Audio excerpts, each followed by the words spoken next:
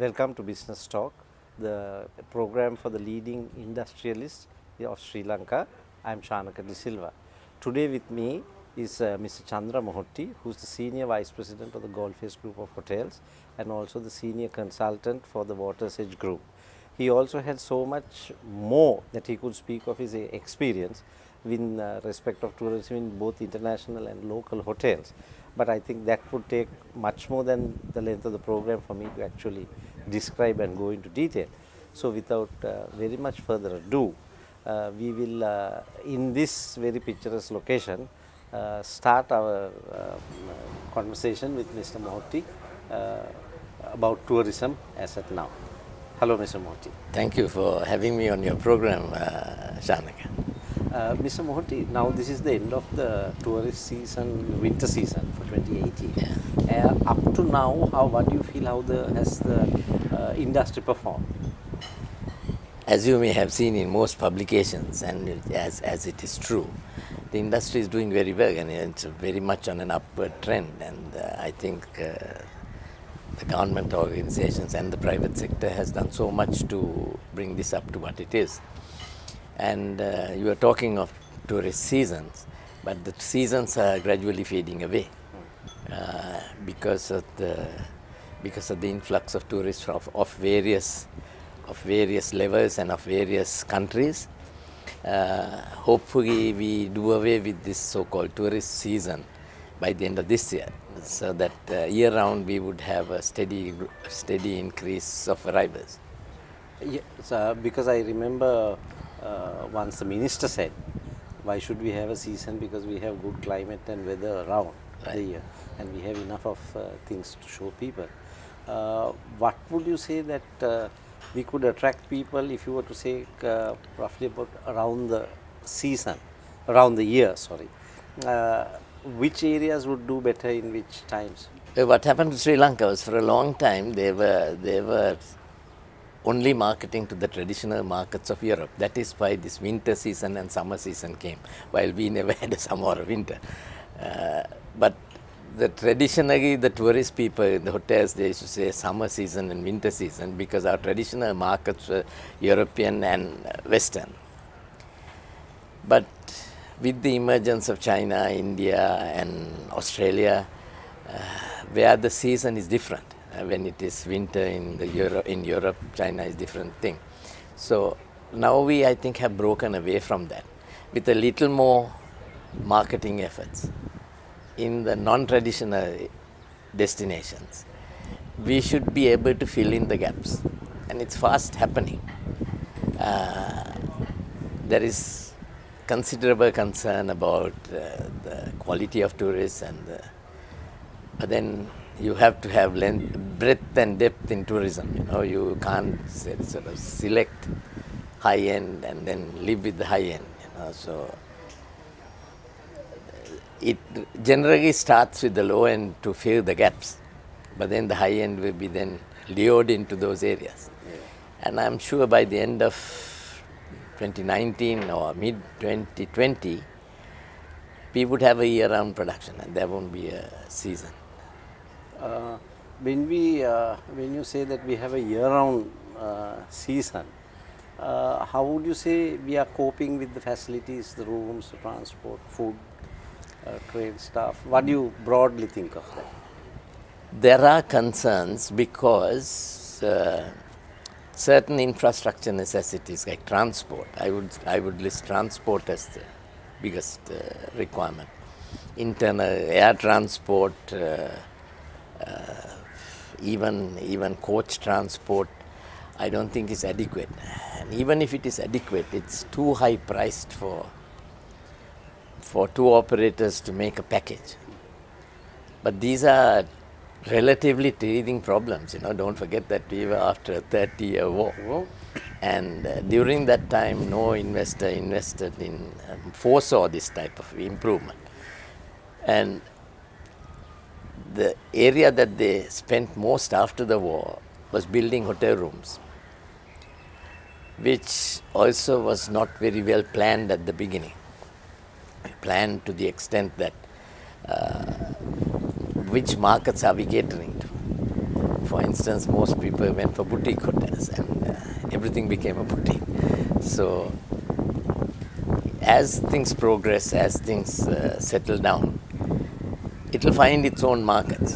Those who are not in the market will be eliminated, obviously. But the general satisfaction is that there's a voyage increase in more than what we expect. So that means we are definitely on a upward trend, so to speak. Now, when we talk of year-round tourism, we are also surrounded by countries that have similar blessings of weather. How do we compare with them? What can we offer them that is special? Why should they come here? Well, similar blessings with weather, but have not been blessed with similar blessings with distances. Right. Number one, we are within 2 hours, 1 hour travel of different climates. Whereas in those countries which are neighbors, India, immediate neighbors, you have to fly 4 or 5 hours to get. That's why I said internal domestic travel would even give a bigger boost to than what it is. Because today people are not prepared to sit in a car and wait for 5-6 hours to go to Norelia. But if it is shortened by flight time, introducing flight time for 2 hours, 1 hour, there will be a much bigger demand and attraction. So, first to answer your question first, I think the biggest draw as compared to our neighbors is the cultural attitude of our people of treating a foreigner better than your own, which is not found in most countries. In most countries, they are too nationalistic minded, and the foreigner, even if it's a tourist, has not been acclaimed. But here, it's a complete opposite, even at the peak of the war. Right. So that is number one. Number two, distance from location to location and time to travel. Number three, we are an island nation. So we have compacted everything into a little basket. And another possible factor between the neighbors and us, we are multiculturalists. We have different religions, we have different eating habits, which are not very pronounced as much as our neighbors. And I presume being at one time a British colony, and our food habits are not so conservative. So these added up would give a nice package for a traveler. So that means, the colonies have left behind a few things which we have very gladly welcomed onto our table and made it comfortable for the foreigner. I suppose it happened by accident. I hope it didn't happen by design. But even otherwise, Sri Lankan food is now becoming the number one food in the world. You know, it's being appreciated. People are having Sri Lankan food outlets, so much so that we should now go overseas, I think. Sri Lankan food is appreciated by many nationalities. So it's generally a sought after destination. But the whole thing kept up by the very pleasant climate. Now, one thing I must ask you is, now with this coming of tourists from the region and Europe and Australia, how is the service levels in this country? The training required, what more do we require? How are we placed next to the others who have actually maybe a little more experience than us in handling? Though we have a cultural advantage, of course. I think that's a very nice question.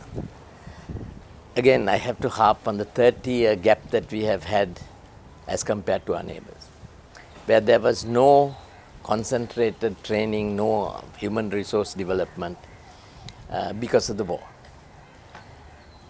Sri Lanka has lived too long on the traditional smile and the hospitality of the people. But the hospitality expected in the industry is slightly different from the hospitality which is traditional. Today they are looking for speed of service, courtesy levels, soft skills improvement. Most organizations have still not realized the value of training. And I attribute it mainly due to the 30-year gap, where there was no training necessary anyway.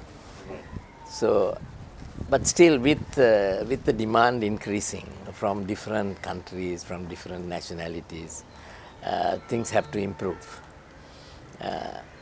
It didn't improve. I was in the thick of it, right through. It didn't improve at that time. There was no service necessary. So when the necessity is created, it finally arrive at its required position. And once it is coming, the great plus point is, once it comes, with our traditional hospitality being the bulwark, we would be the best service destination in this area. Yes, I think our cultural welcoming nature would really give a boost to something that is there already, like trying to paint a lily. This No, as I said, I've worked in different parts of the world, but this is one destination where the hotel manager has a little relief, auto relief, because traditionally we have this culture of treating outsiders better than our own. It's more, then I have to know about now when foreigners come here, they will ask for very stringent standards on everything, whether it be the transport, the food, then the service, of course. All those levels put together, how are we? Because now we are growing industry, so to speak, after the 30-year war, and we are in the thick of the competition. What is the comparison? You know, if you take transport, Right. I don't think we could compare ourselves to a country like Japan or something like that. So, the tourist accepts that though the industry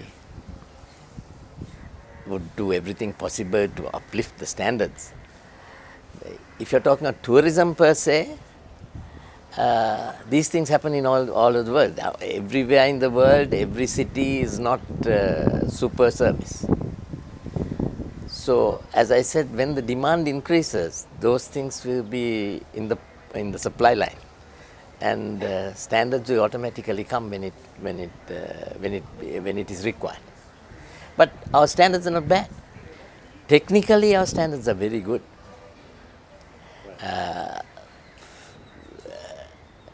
You see, in hospitality training, there are three areas which is vital. One is technical, one is administrative, and one is soft skills. Where we lack not a little, quite a lot, is the soft skills area. A predominant feature for that has been the lack of English. Now, with the war, with the previous policy decisions, we neglected English. Now that English is everything, but we neglected all other languages other than Sinhalese and Tamil. But now with the influx of these tourists, we need to know some other languages. Example, if you're going to market yourself to the Chinese and you don't know how to speak Chinese, I'm sorry, English even won't be enough. But that confidence, for instance, say a waiter explaining a menu, comes with confidence he receives with the knowledge of English. Right. Now we have a huge expatriate, I would say, workforce who are outside the country working in hotels. What do we lose from them? What do we gain because of that?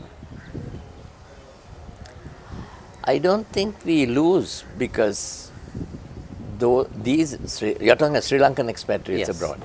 These Sri Lankan expatriates abroad get training in different cultures, in different disciplines, in different locations, which is a major plus point in the hospitality business. So I don't think we lose much, because most of them come back home better trained. I'm talking of the hospitality industry expatriates. Yes. When they return, it's an asset to the country, because most hospitality employees will go back to hospitality. when they return. So their exposure, their training, their working with different nationalities is a gain for the country. Now we will go in for a short break and we will be back again to get more interesting information from Mr. Mohotti.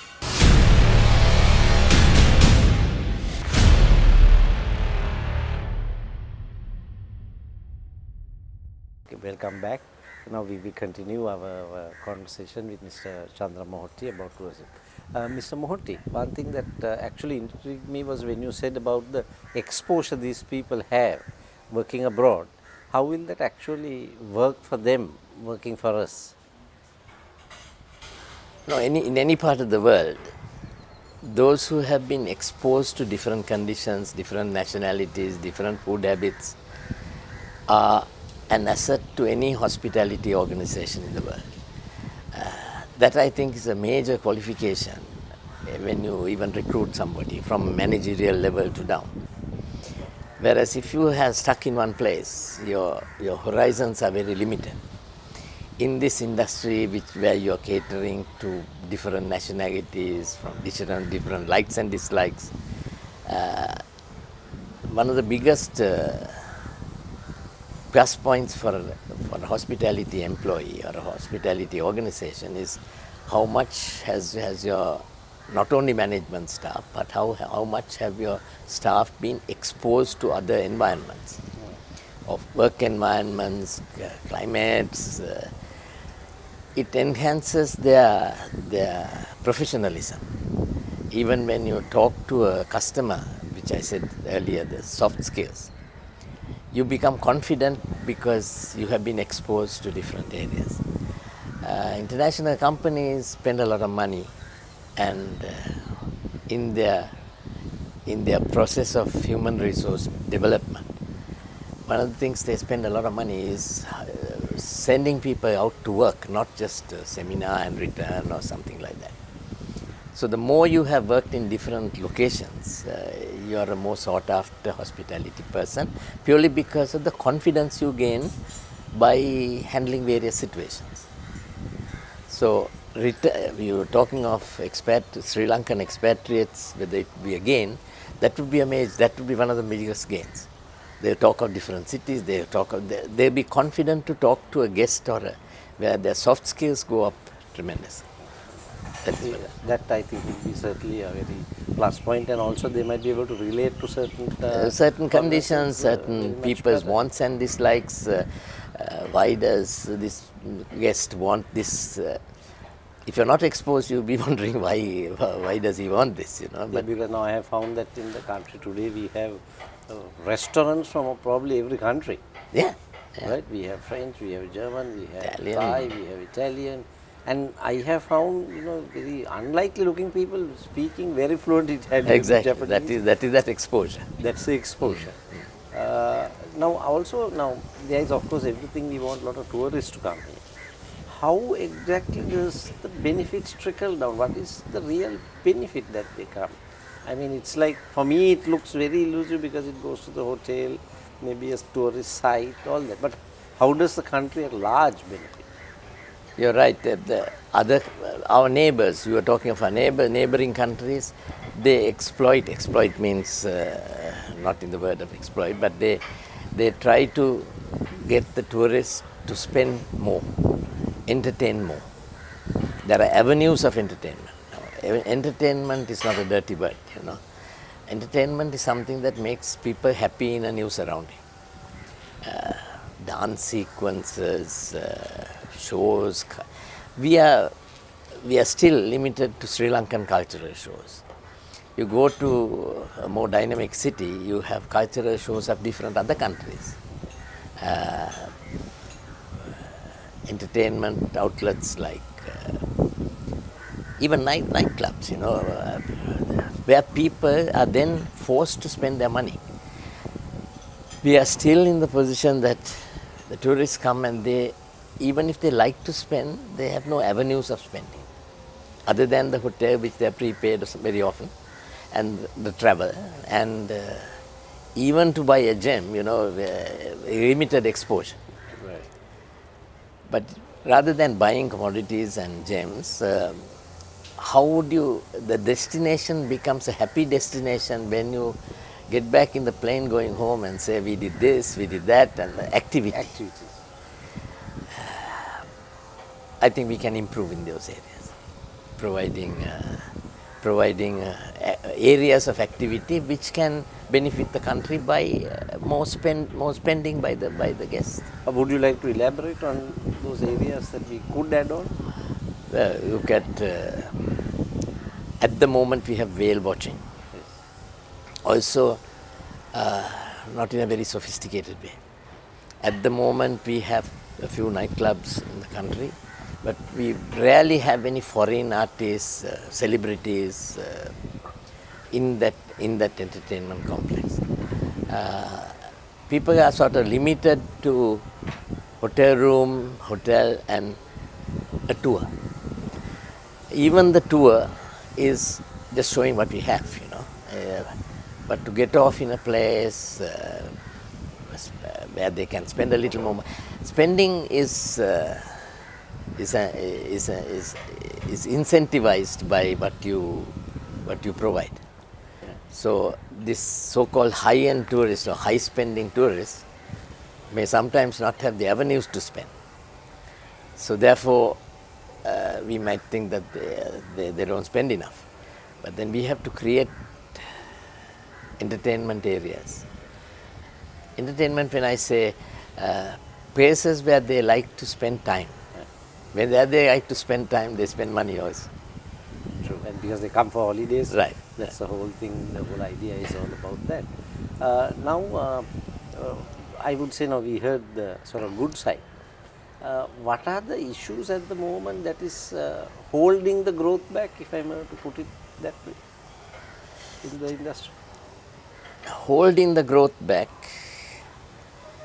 is, I think the main requirement is identification of our markets.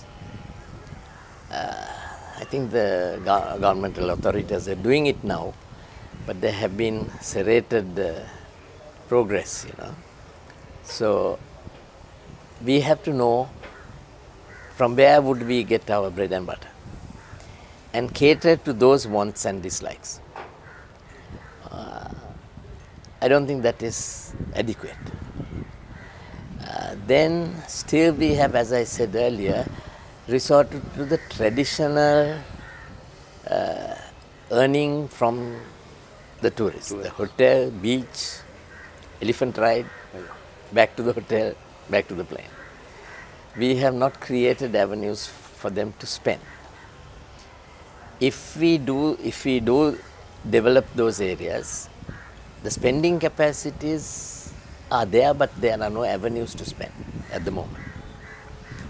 So, identification of markets, introducing more avenues of spending for it. Spending in this is not extracting money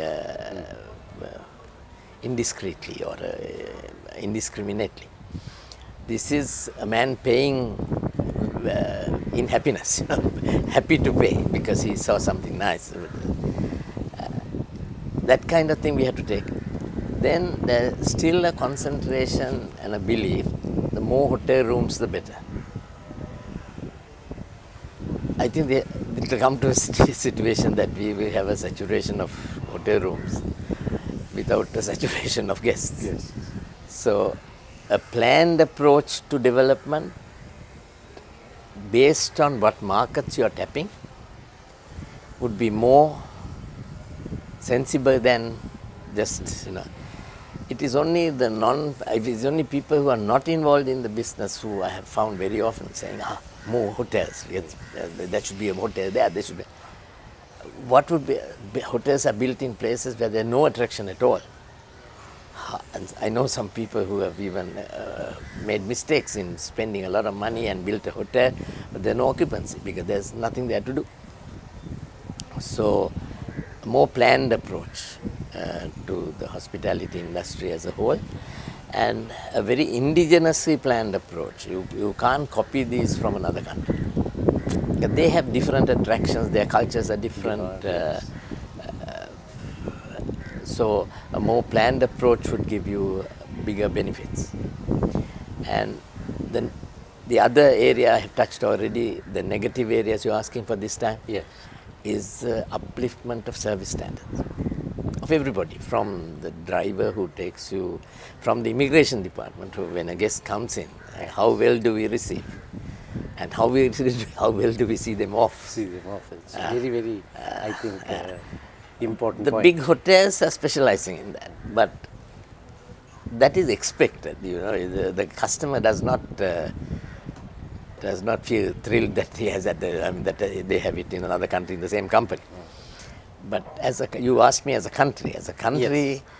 our service standards and infusing a feeling of not being taken for a ride, but being entertained well, genuinely interested people have in been your hospitable. Yeah. Then that word of mouth advertising alone is enough. I don't think we need to go all over the world proclaiming that we are the most hospitable country. Hospitality is best spread, even of a hotel, on word of mouth advertising than a lot of advertisements. One thing that is actually always coming up now, and I think what our parents are looking at, is this a good industry to put their children into? Bad question you asked me. In other words, you're asking me, did I join the proper industry? I think you have done quite well. So No, without you any will be the bias. best. Without any bias, I think it's one of the best industries, if not the best industry. Because the upward mobility in hospitality you cannot have in any other industry. The dignity of labor in the hospitality industry is not found in any other industry. The exposure to different climates, different culture, different eating habits, you can't find in any other industry. If you take 100 general managers around the world, at least 90 have joined at the bottom and gone up. I mean, these are stuff that we could tell vocational training students, not only to show them that you have to learn how to cook, but these are the role models we have to show. And how fast, the more efficient you are, the faster you have grown. And another plus point is that in most international companies, in this industry, meritocracy instead of nepotism and friendships is recognized far more than other industries. Otherwise, I may not have been seated here. All right. Thank you very much, Mr. Mohotti. That was a very informative discussion we had, and I think we ended on a very good note because you have actually told what the youth of this country can look forward to in coming to this industry, and this is one of our fastest growing industries which will give a lot of wealth to the country and benefits to the people. And I must say it's very encouraging. You gave the outlay of how one can rise in this, and where you will not be subjected to other things rather than merit. Thank you again. We will see you soon, maybe on another show. Then it is goodbye from us now, and next week we will be back again on Business Talk with another very good guest. Thank you.